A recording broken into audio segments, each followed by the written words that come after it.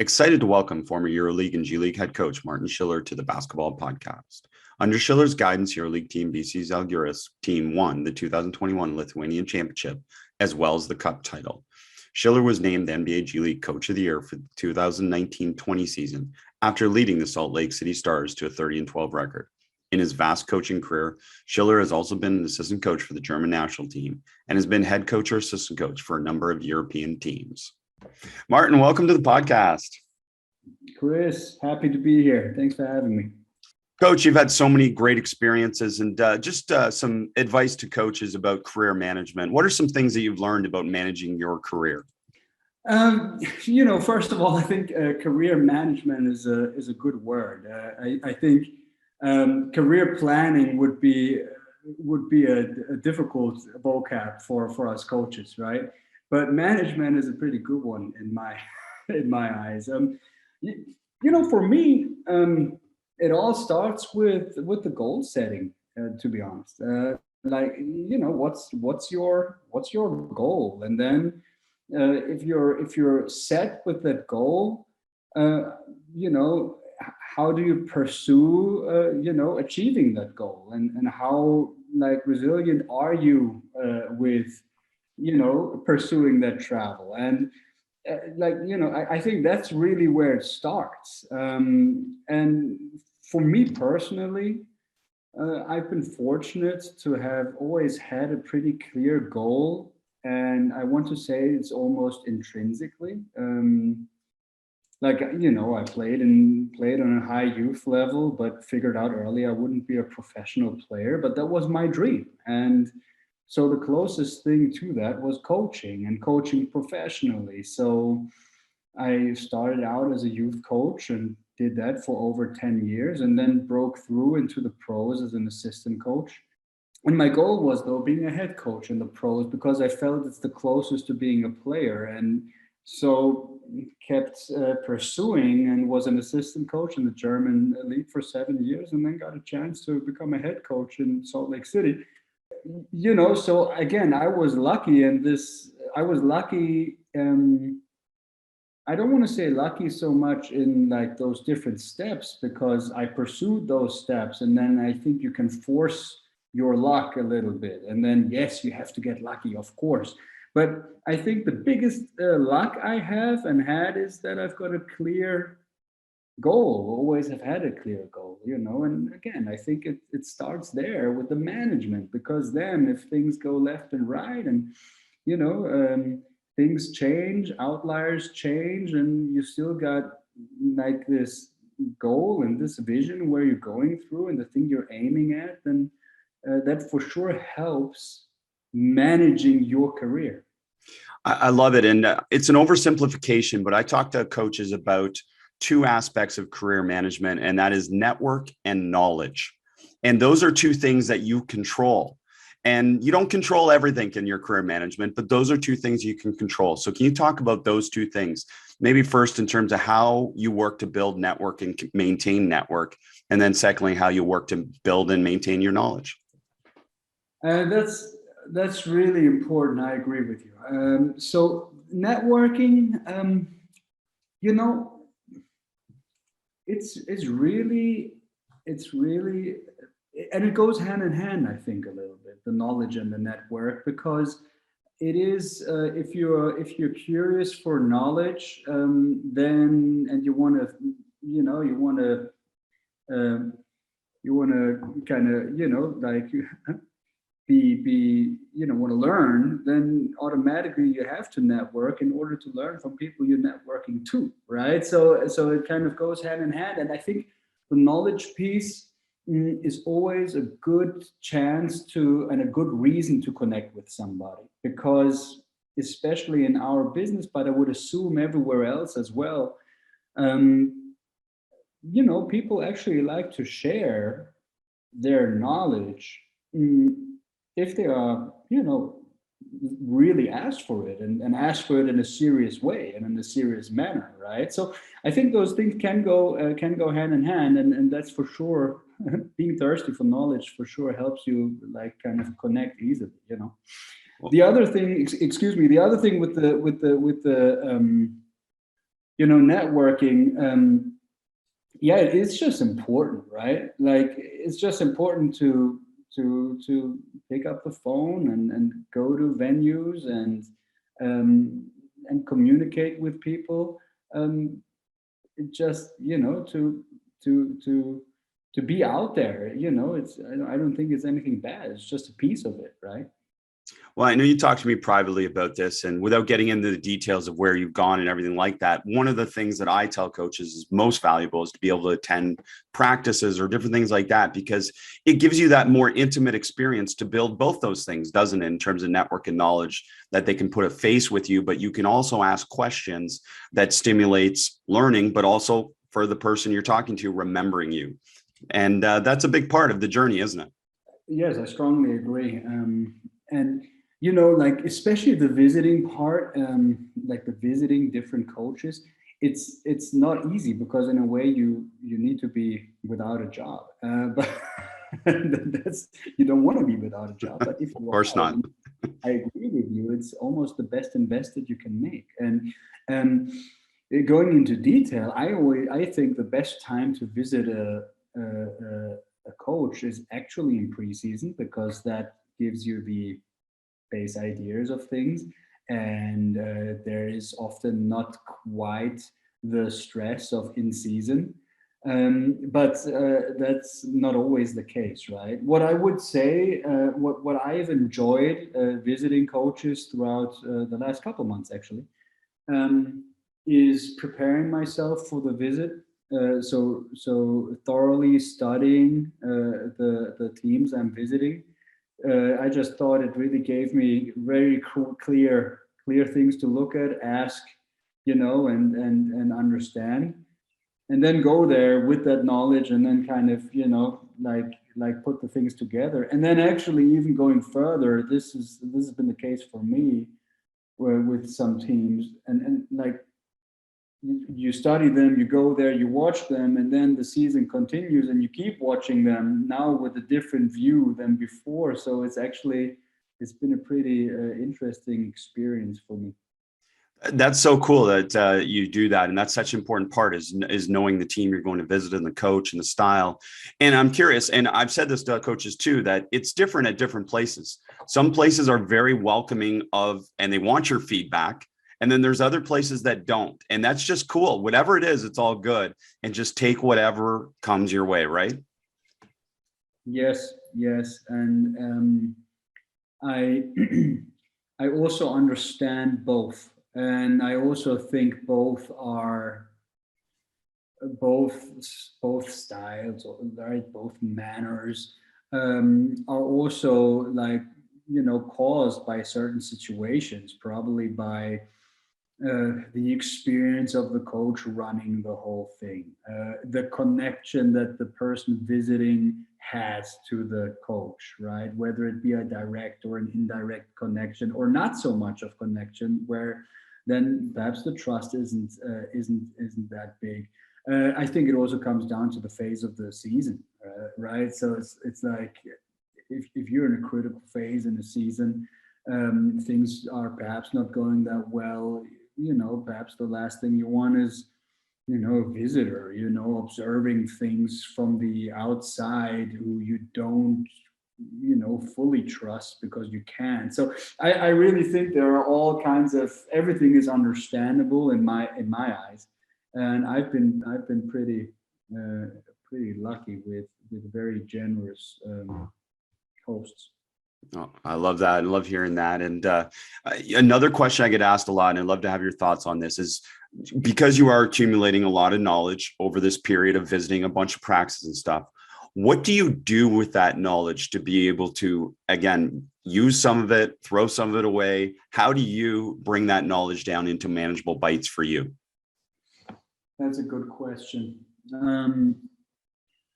Again, for me personally, it starts with the organization of the whole trip, right? And the organization of the whole, like, experience, I like to personally, like, put everything together, like in videos, so I have, like, kind of, okay, this is my visit A, and this is what I learned, and I put it in a video file, including my notes. So I like to have my notes included with the video, so everything is there and it goes to Dropbox, and then there it is, you know, and then I can go back to it. Compared to, you know, me trying to figure out where I noted something, and, you know, and then I can't find a piece of paper, and so that's, I mean, that's just an organizational piece, right? You know, like I mean, that's kind of the organization behind it. And when you say a video, is that like you record some of the practice, or are you speaking afterwards into a video to remind yourself? What I mean is like putting together a video of like, okay, like this is what actually like to be very precise. So we visit team A. I visit team A. Okay, this season I've studied almost exclusively the defensive end of the ball and pick and roll coverages. And so here's what they do, and it's in a video file, as if we prepare the opponent to play against them, only in more detail, right? And then I go there and I ask my questions, et cetera, et cetera, et cetera. And my notes, I'll just put my notes in the video, you know, like even if it's a piece of paper and a picture taken, and then slice that picture in the video at the right point of the video, you know. So it's like it's really just piecing the stuff together in a very pragmatic form, and not a very like beautiful form, but very pragmatic, so I know where the stuff went and where it is, you know. And that's what it is, you know. And for me, in the last couple of months, visiting, and not only visiting, but also like studying, because I think that's the next thing of like kind of accumulating like knowledge, is like doing projects and studying. I handle it the same way, you know, just like, okay, this is my project, I'm studying this team. And again, like, for example, it was a defensive end, it was pick and roll defensive end, just for example, because it was. And then to me, it's like a little bit of it's almost like a neuroscientific thing of learning, you know. It really is. It's almost the best I could come up with, how to learn for myself, right? Like watching it and watching it and watching it in detail, and watching, okay, right, this is the pick and roll going to the inside of the floor, this is to the outside, right? This is an up screen, this is a naked side pick and roll. Okay, how do they look on hard hedging teams? How do they look on icing teams? How do they look on dropping teams, et cetera, et cetera, et cetera, right? And that's what I came up with. And that's fascinating. And thank you for sharing that. And I'm also curious then your perspective, because I thought that when I visited practice, one of the most valuable experiences was being around coaches or programs that did something really different than what I did, because I thought that challenged me the most, either to challenge my thinking or to confirm my thinking in both those. So can you talk a little bit about that process, about being around coaches that don't necessarily align with what you believed going in? Yeah, I've also chosen, you know, let's put it like this. Like, let's not say belief, but right, like more like what you're more accustomed to, or what you know the best or feel the most comfortable with. I think that's it, right? Like, good point. Yeah. The one thing to me that is, and again, my career hasn't been long, but I've been lucky to work with a lot of really good people and to see a lot of good stuff, is how do the Americans say, to skin the cat a million ways, right? Like, and I mean, it can't be, like, that's a great quote, and it just fits, and it's correct. And I dislike these like absolute comments, right? Like these, like, yeah, no, that doesn't work here, right? That doesn't, no, in this league, no, on this level, this doesn't work, and I don't know. Like, that to me is disrespectful, right? So, but I agree with you. Yeah, there are certain things that you know best, right, and that you feel most comfortable with due to that. Yeah, I'll agree. Like, the more complex things, again, almost neuroscientifically, are the things that you don't know that well, right? But I think that's good too. So yeah, you know, that's good too. That's awesome. I like your phrasing there. And, I'm curious, are there especially for coaches that haven't had a chance to dive deep into European basketball this year, are there any trends or anything that you've seen that's a little bit different that might be on our radar for the future that we kind of see a little bit more of?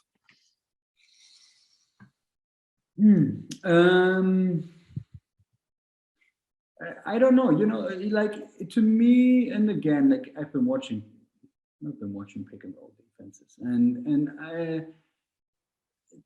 the question is, especially on the defensive end, to me, if European trends jump over to the US. I'm not that sure about that.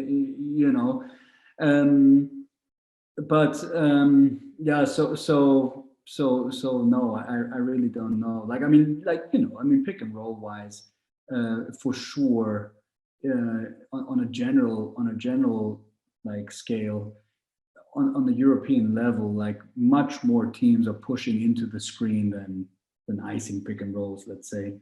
And it is interesting in the NBA right now that like a higher percentage of teams is actually pushing into the screen, whereas I want to believe a couple of years back, it was like, probably the highest percentage of things was icing, and so I think there's like a similarity, where there's similarity, but I don't know if there's a connectivity. So on that note, then, the challenges, and, the advantages potentially of you going from Europe to the G-League and back to Europe again. And, there had to be some really unique experiences going back and forth and not focusing on the professional side in terms of the job, but more on the technical, tactical. What were some of your takeaways of going back and forth like that? Yeah, I got you. Yeah. And the professional side or the personal side was like probably like one of the biggest challenges. And then like kind of it trickles down, right? But, quite a few things. So just talking about first of all, understanding kind of the difference. And the one thing is understanding it on the whiteboard, and the other is actually experiencing it. And to me, just to kind of introduce my thoughts on it, to me, it's always this, there's a little bit of an arrogancy towards each other, and which is somewhat not correct. Right, like the typical European thing is, well, they're not playing hard like in the NBA, right? Yeah, but perhaps you're watching Game 60 with a tanking team against a team on a 3 games in 4 days situation, and then the American is like, well, a player, if I can't make it here, I go to Europe, and yeah, good luck with that. It's not that easy. So and I think like there's like you can have that approach, or you can have exactly the other one that, hey, like there's, I think, a lot to learn like from each side. And I've in a way I was forced into that approach, and that's been nice. But this is more on a personal level, like that's really opened up my eyes just as a citizen of the world, there's different cultures, and different cultures lead to different behaviors, and different behaviors, et cetera, lead to different styles of doing things. But to come back to your question, I think, so yeah, again, everything starts with the fact that Northern American pro sports is a draft system with a salary cap, and European sports is like a free economy, who's got most money situation. And I think the next thing is that North American pro sports is closed leagues, and European leagues are relegation leagues. So those two things almost explain everything, right? So it's like, and sometimes we try to be cute and like, well, why wouldn't that work? Yes, for sure, but like that's where it starts, right? Now, to me, tactically, like there's quite a few things. I think. So the challenges of, like, let's say it starts with the rules, right? Like the rules in the NBA / G-League are very, very offensive orientated. Like they are pro offense. Like what do I mean? The fouling. The physicality is not allowed like it is allowed in Europe. And Therefore, like, well, a lot changes tactically also, right? So that's the one thing. The other thing I feel is the spacing. Like, the floor is bigger. The floor is just bigger, and a combination of pro offensive rules and a bigger floor like lead to like kind of differences, right? Like, in a way, I do believe that icing pick and roll, just as an example, was felt as a necessary thing just to kind of make the court a little bit smaller, and like, just try to limit and smaller the court. Whereas like pushing to the middle in Europe is almost pushing into a crowd, which is a good thing because the floor is smaller, and I know this sounds a little bit theoretical, but you can really feel it, you can really feel it. And because the floor is big. And then again, the rules, where if you're in Europe, you can knife over a screen and you can play physicality as a strong guard, and you get away with like things that in Northern America are clearly fouls. Well, then perhaps it makes more sense to push into the screen and like push into a crowd, right? Whereas in America, if it's a big ocean, and probably as soon as the offensive guy has his shoulder by the hip of the defender, it's a foul already. So those things change certain things as you approach the game tactically. To me, transition defense is one of the biggest things. Like, the transition defense part when I went to America was unbelievable, where I felt in German Bundesliga and Euro Cup, where I had coached before, transition defense was almost a given. Like, a team would not beat you in transition. And if they do, then you're really bad defensively. But it's not that, you have to overextend yourself in the transition defense. Whereas in North America, especially in the G-League, and I believe in the NBA as well, like, the transition part is so huge, right? And hand in hand with that, your decision comes with the offensive rebounding, because that's where transition defense starts, right? In Europe, on a high level, teams crash the glass a lot, and like with three people, sometimes even with more than three people, because the opponent's not going to run on you, right? And if you miss that offensive board, it doesn't matter that much. And I'm speaking in extremes, right? And in America, I know now the discussion is big, but the offensive rebound, you want it for four-factor reasons, and of course you want it, right? But still, I think especially like the San Antonio thing of really sending like three back always and being very disciplined on that. And when I was in Utah against certain teams, we sent four back, just because it was necessary. Like, that changes a lot tactically, right? I mean, that itself is a big tactical difference, right? So, those things. I think I'll give you another example. To me, tactically, like, one thing that I believe, if you drive the basketball from the perimeter, and let's say you drive it from the 45 and you drive it to the middle, or you drive it to the baseline, doesn't matter. And there's a big in the opposite read spot, and the defensive big helps up. Well, let's say in Europe, you drive the ball middle, you teach the big on the opposite read spot to circle underneath the ring to create some spacing to make the ball see him, right? And in America, it's much more, you teach the high pass on those things. So, right, it's much more drive and throw it high, whereas in Europe, it's much more drive and like wrap it around or throw it low.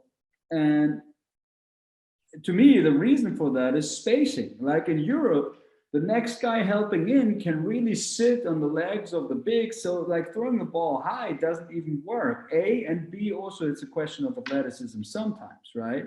So that's a clear tactical, like group tactical difference, right? So to me, there was a lot of stuff to kind of experience, the physicality. Like physicality plays a much bigger role in Europe. I think strength plays a much bigger role in Europe, but athleticism, quickness and being above the rim plays a much bigger role in North America, again, due to rules, right? So, there's a lot of stuff.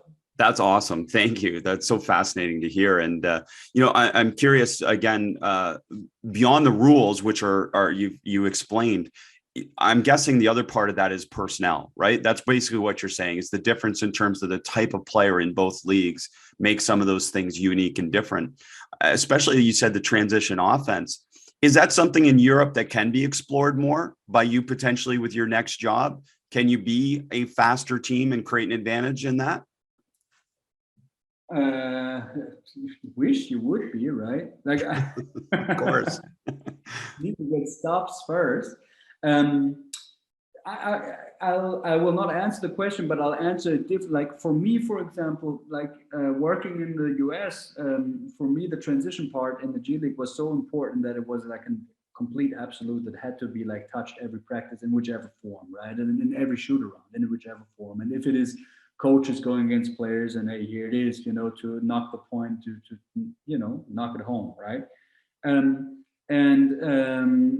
I felt here in Europe, and people may disagree, that like I was going to use my time a little less on that, not forget about it, no, but cut it down, not but every second practice, and rather use that time for something else. Like that was kind of my thinking on the transition defense end,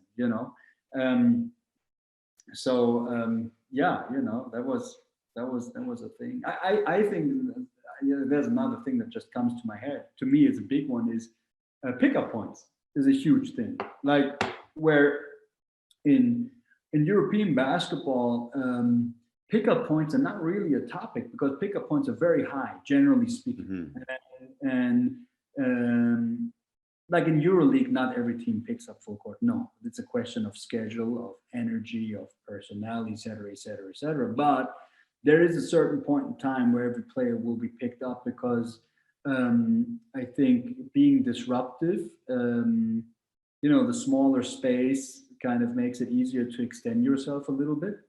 Whereas if you extend yourself on a big ocean like the NBA court with the quickness, with the rules, probably you're going to get burned. So the pickup points are kind of a big topic in America, right? Like, okay, so where do I pick up? Hey, let's lower our pickup points because teams are coming at you with such speed that it's almost impossible to pick the guy up and slow him down. Whereas in Europe, it's more like, hey, let's pick him up early so we can slow him down. So there's really a lot of nuance that is different and actually very interesting. That's very interesting that you said that, because I mean, definitely watching European basketball, there tends to be more denial, more situational denial, more aggressive defense like that. And that's got a lot to do with spacing that we talked about already. But also, you tend to play more players in Europe in more balanced minutes. Is that a fair comment as well? That a lot of the teams at the EuroLeague level tend to play more balanced minutes? I don't know. Like, I don't know, but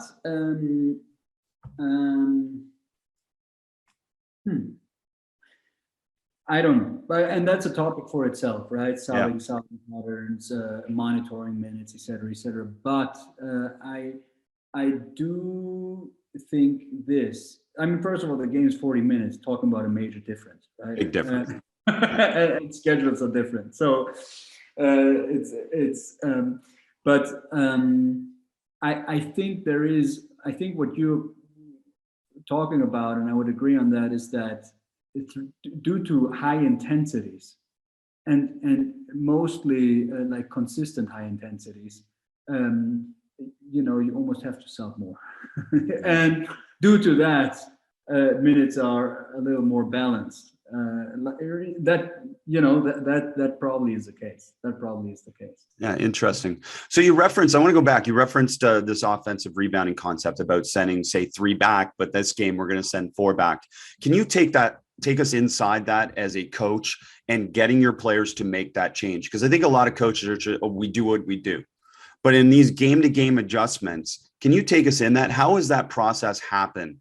Is it just simply a case of telling your players, okay, today we're sending 4 back? Or how do you do it within shoot around, within practice? How do you build that concept? I would say first of all, like saying it in front of the group in video, Second of all, practicing it if you have practice, right? Like if there's a practice situation, but even a shoot around situation. And then thirdly, because especially like specifically in this context, it's one player who shouldn't crash the glass but get back, right? Like, so it's the foreman who you're not going to crash, but you're going to sprint back. So it's also like an individual conversation with him. And then I hope that all those three channels, hammer the point home. That's great. You referenced practice. There's another fascinating question a little bit. Having been in the G-League NBA model where, you practice more in the G-League than you do in the NBA, but traditionally Europe has been very practice heavy. And that, from what I understand, that's changed a little bit. But have you either more value or less value for practice after having gone back and forth between those two different leagues? That's a great question. I have more, first of all, you're right. And I think that's something the high European level is kind of high European teams, as far as I understand, colleagues, like that's been a challenge and is a challenge to, like last season, and we played 82 games, combined EuroLeague and Lithuanian league. And, that's 82 games, and 82 games probably with a little bit of higher intensity than 82 regular season NBA games. And like, this is not like, right, like probably, but it's a lot of games, and then you just can't practice as much as you could in the past, especially with the EuroLeague schedule. Other international competitions like Champions League and like Euro Cup may allow it. But EuroLeague, you've really got like a tight schedule where sometimes it's not really possible. So, but to me, the big takeaway for me from the G-League model and the practice is that it's even more important to be on point and very efficient with what you do, A, and B, and it goes hand in hand with it, time plays a big role. To me, like, how long is the athlete like in the gym? Like you want to be effective, efficient. The one thing is a physical piece, but the other is also the mental piece. And like EuroLeague teams that I've visited also here this season, and the colleagues I've been talking about, tend more and more to practicing on an NBA model, meaning they come in the morning and practice in the morning, and then be off in the afternoon. So whereas back in the days, the two-a-days were like, pretty normal, right? Like out of 5 practice days, if you didn't play internationally, you'd have like at least 3 two-a-days, et cetera. And I think that's important, especially with like, for the mental aspect. I think the morning practice, you could easily argue that morning practice like doesn't really benefit your rhythm, because you play in the evening and you don't play in the morning, or you have played a game yesterday and now you come in the next day and you come in the morning, where players and bodies will not be as fresh as they could be in the afternoon, right? But I think there's a strong argument to be made for the mental fatigue. And I think there's a huge argument to be made for get the work done, and then, be off in the afternoon, opposed to I'm sitting around all day long waiting for practice in the afternoon and don't really feel that I had a couple hours off because I was waiting for practice, right? So I think that's a thing that Europe is adapting to and taking from America. Yeah, it's interesting. You mentioned moving back and forth between domestic league and say EuroLeague or some type of Champions League, etc. Another factor I imagine is the variability of the experience of playing in different places in Europe versus a little bit more consistency probably in G-League and especially in the NBA in terms of, the venue and the experience and the travel, right? Yes, and the variability, and this is like very personal, like the variability for me personally has been like unbelievable, like, right, like going from German BBL to the G-League, going from an assistant coach to a head coach, at the same time was like there was so much culture shock in it that like you really like learn to adapt because there's no other way to handle it. And there is a lot of truth to what you're saying. I think one thing is really important. The expression, the American expression of playing overseas, like is always like is just too little. Like because like overseas, that's like me saying, yeah, I'm going to college.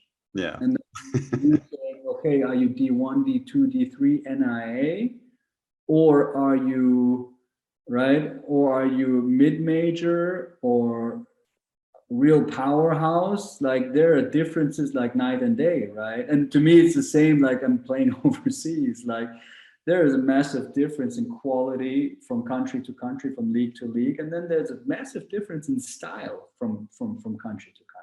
Like Spanish basketball is very different from French basketball, and French basketball has got similarities to German basketball. Northeastern European basketball, like in the Baltic states, is very different, you know, to Greek basketball, or like let's say to Italian basketball. And so there's a lot of nuances to it. And as you travel Europe, like that's one really great thing. Like the big difference to me is as you travel Europe and play in Europe, you get to see different venues. They are not like customized. I mean, the court's the same size and the baskets are the same height, but the balls are the same basketballs, but like there's really different venues. That's the one thing. The other thing is there are different languages. It's a big factor, right? And there's really different mentalities due to the fact that there's different countries. I think that adds a lot to your neuro system as you compete. Well, I like that you started that by saying it made you worldly, right? Beyond what, you know, your normal expectations might be because you've had all these experiences. It's got to be amazing. Yeah, yes. It's strenuous too. You know, it's like, it's not comfortable. Mm-hmm. But like, it's not comfortable at all times. You know, I remember telling a very good friend of mine, like when I got to Salt Lake and I was there like on a 1-year deal, like 1+1 with the option for the club, so basically a 1-year deal. And like for me, the main one thing was, even if it wasn't going to work out, like my kids would have like 1 year of English, you know. So that was kind of the beauty about that situation in that phase. No, but you know, really, like I don't know, it really teaches you like there's different cultures and different ways of seeing things, and your way is not the only way, and you know, it's interesting. Is there anything that stands out between being a head coach at the G-League and being a head coach in, say, the EuroLeague? Is there any role difference that you found, like something that stands out to you as something that's very different? You know what? I think because like I think there's a difference in, you know what, they're kind of similar, to be honest, because the sizes of staffs are very similar. And like the size of a staff in the EuroLeague team is not different from a G-League team. And I think that's a credit to the G-League.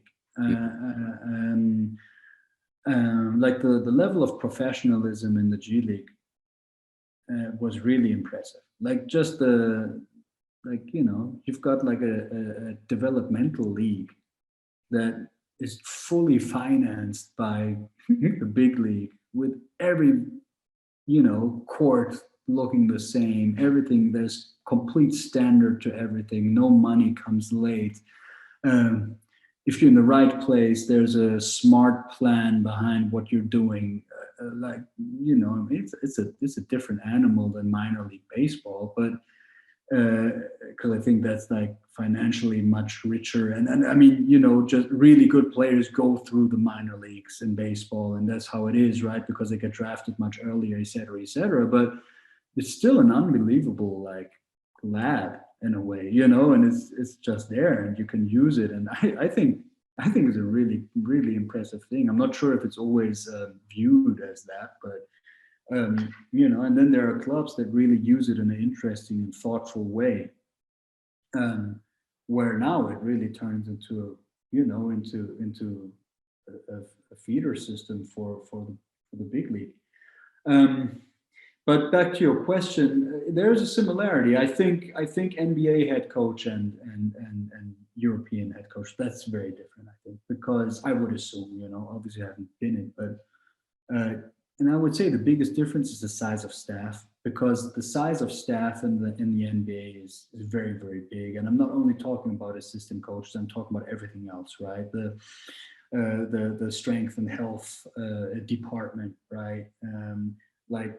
That's so many people traveling, and you as the head coach, like managing and organizing that. I think that's a big difference. I would assume in the NBA there's more managing job to the whole thing, whereas again, the size in Europe of the staff is kind of similar to G-League, so it's more about the coaching and not taking away from the other duties, right? Right. Is it much difference in terms of integration of sports science or analytics? And I know this is an area Europe's grown a lot, but it's still a bit different, isn't it, in terms of that? I think it's very different. I think it's very, very different. And that always, is that an area you'd like to see Europe grow in? Yes, for sure. Yeah. And not so much, I think, if you want to put it on general, and that's actually great. I think that's a very, very, very good point. Like, where it's interesting. It's we Europeans, we pride ourselves, and I'm very, speaking in general, of course, but pride ourselves in, playing good basketball, playing intelligent basketball, playing intense basketball, moving the basketball. Right, and I think that's also generally how it is viewed, right? And I really can say, the quality of basketball and like, let's say, in the EuroLeague is really impressive. Like, just like blessed to be part of that, and to be able to coach in that, it's really, really impressive. And I think every NBA organization would agree on that. Now, the best players in the world are in the NBA, for sure. There is no question about it. But in long spurts of a season, probably the better basketball could be in EuroLeague. Perhaps you could argue. I would agree. Yeah, especially from an aesthetic standpoint of watching the game. Exactly. That's what I'm saying. It also comes down to, like, what are you looking for, right? Yeah. Like everybody was hyped about. Yeah, exactly. It's a stylistic question, but so. The funny thing is, though, although we pride ourselves a lot in, like, being intelligent and playing the right way, still Europe is very emotional, and decisions are based on emotions a lot. And I think like bringing a certain objectivity into it would for sure raise the quality of play. Whereas, and that's something, and that's an economic thing. Like in Europe, you're scratching together every cent, no matter on which level, to strengthen the squad, or and I think just the economic background of the NBA, makes it possible to invest in a lot of things. Also, like, for example, the analytics, right, or like just the health departments, right, are so good, and therefore players have such long careers, because like there's But the analytics part was something that I got completely, I just learned in Utah. It was great, because I came from Europe, and in Europe, due to the fact, I think a little bit that we don't really have it, we're not exposed to it. And we are also not held accountable to it, and it's really not there. I'm overdoing, of course teams, but it's not like you don't find, like, who's the best net rating in EuroLeague defense. Like, nobody can answer that question without looking without asking somebody who actually knows where to look for it. And whereas in America, you go to Twitter and, everybody let you know that this is the guy with the, highest net rating, and this is right. And within 3 feet of Rudy Gobert, the shot percentage of an opponent is as low as blah, blah, blah, blah, blah, blah, right? And I think America, generally speaking, is very driven, very analytically driven. And so that was completely new to me. And I'm not a big math guy, so I'm not a big numbers guy, but I really enjoyed that part because it just gave me a totally new like dimension of things, right, to think about. And I think like there's a real quality to it, and it's to me it's real fun. Like it's not, it takes emotions out of things. Like hey, like these guys are great defensively, and like they're super aggressive and they trap everything. Yeah, but perhaps they're not even that good defensively. How do we know? Well, defensive net rating is actually a pretty good number, right? And that stuff that was really good, and I think especially good in recruiting. To be honest, like the draft process was something I really enjoyed in Utah. And I will say this though, because you asked me about like what would you like to see, right? Like yes, I think a little bit more objectivity in Europe would for sure improve things. I believe so. And I think though in America also sometimes things are too numbers driven and almost too objective. What I mean is that sometimes I think in America we forget about, we put all the data together and we find this great athlete, let's say, who meets all criteria, right? And but we kind of just overlook the fact that psychologically or like character-wise, the person is not made for team sports, right? And I think like sometimes you really forget that, like because it's so driven by numbers, and you really hope so strongly that this person, can do it, and and then also I think one thing is difficult to quantify, the quality of playing. Like, can somebody play? Is not easy to quantify, right? Like it's easy to, hey, can he shoot? Yes. Can he jump? Yes. Can he, right? Like, is he long? Is he capable defender due to his athleticism? Should be, right? But can he play, right? The shot looks really ugly, right? He can't really dribble, but for whatever reason, like the ball moves with him and he makes the right plays. And that is not so easy to quantify, I think is the right word. And then sometimes in America, it gets forgotten, I think, like, Fascinating to hear. And again, like most European teams would not have a dedicated analytics person like a G-League or an NBA. And NBA teams have multiples of those. So it makes your job easier, as you said, for me and you, where we don't do math that well. We can learn it, but it's much better to have an expert in that field, isn't it? Yeah, I'd agree, just because I can't do it. And also it's a time question, right? Yeah. Big time. Yeah. Yeah, sorry, I want to go. You mentioned the draft evaluation process, and you really enjoyed that. Did that make you stronger? Because again, another part that people don't necessarily understand is a lot of coaches in Europe basically act as the GM as well at a lot of levels, where you're recruiting and you're involved with the agents and you're bringing players in and evaluating them. So I'm curious if that process of being involved in the draft evaluation process helped you become a better evaluator. I hope so. And I think, like, first of all, it was really fascinating and real fun. And I ran the draft workouts there. So, and I mean, this is very specific, but, draft workouts can be very important for a G-League team because most of those guys will end up not being drafted.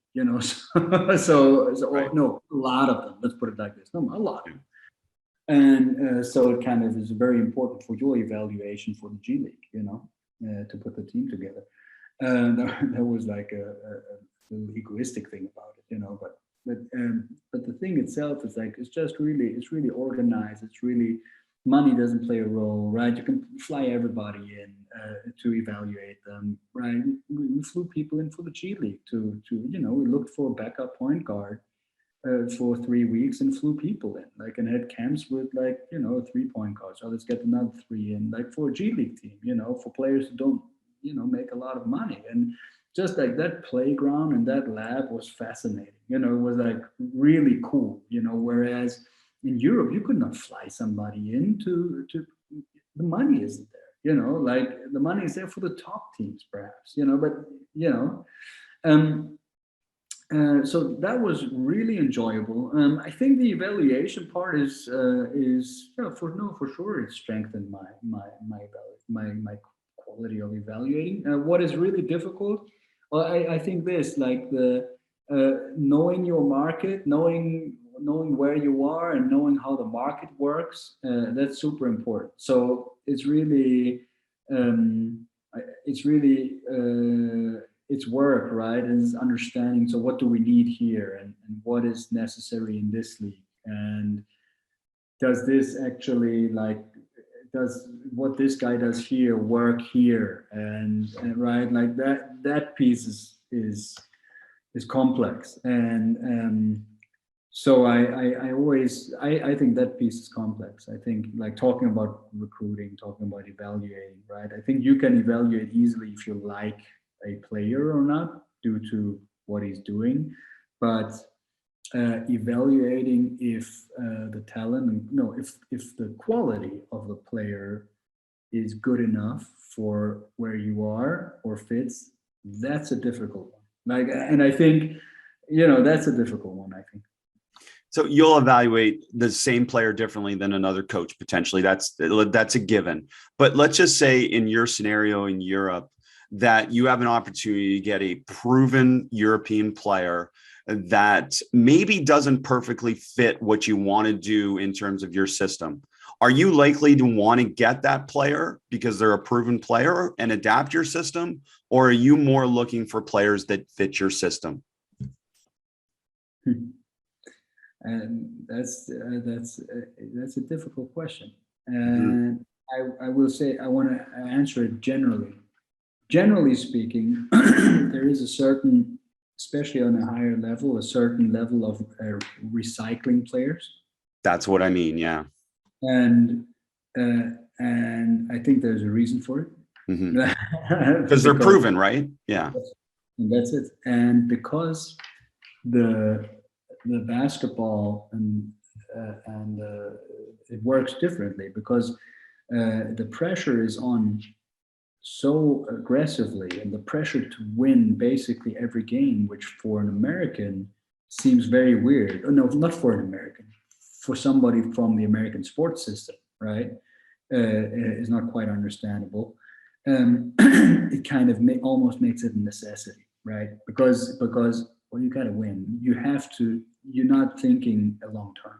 And like long-term thinking is probably a privilege of like the highest paying teams, but everything else is more of short and if best, like middle term thinking, and therefore I think the recycling piece plays a big role, and we talk about the cultural challenges of moving from A to B and from continent to continent, and I think if American pro hoopers in Europe tell you about their rookie season, like it's often going to be a very similar story. And a lot of them don't last because of it, right? It's like there's like having grit and really wanting that, is worth a lot. And also that's a reason, by the way, why players end up in EuroLeague, like this NBA EuroLeague, who can play where and why is he playing there? That piece, scouting wise, is super difficult, And I think it's easier for the NBA to get guys over because it's easier because most people want to be there, try it at least, right? And there's also not that big of a risk because, right? Like, if I bring somebody on and then we'll see. Perhaps we have him as a rotational player and or as a roster guy or as a rotational player, and then we see, right, if it pans out. And but the other way around is really risky because, right, if you get it's got to work, you know, and there's a reason, you know, there's a lot of players on high levels in Europe who were not drafted, who were not considered high at all in the draft process. Like, and I'm not even talking about people who didn't get drafted, you know, because I think there's 1 to 60 in the draft, right? But then there is also like 60 to 80 or 60 to 90, right? Like players who are really good, you know, fringe guys, like who turn into two-way, not fringe, but you know, like that quality player. And like there's a lot of players of that quality who make it in Europe because of their grit, you know, and just because they get through it and they want it. They're not as talented, but they're, you know, just grittier, you know, and then you're in NBA front office and you're like, well, why is that guy playing in EuroLeague? And then, well, EuroLeague, like, is it really that good? If that you know, that the conversation turns that way, which is difficult, right? It's super difficult. Like if somebody can find out how to figure that out, then you've got a real good European GM, you know?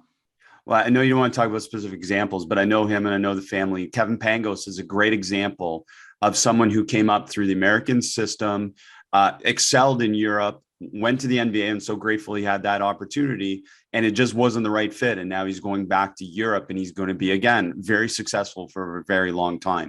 And there's tons of examples like that both ways. Yeah, very good example, right? Kevin Pangos, super example, right? Like I agree. Like Kevin Pangos is in EuroLeague for, like, you know, top 5 guard. I think, you know, you can argue whatever, top 7, top 4, blah blah blah, whatever, right? Yeah.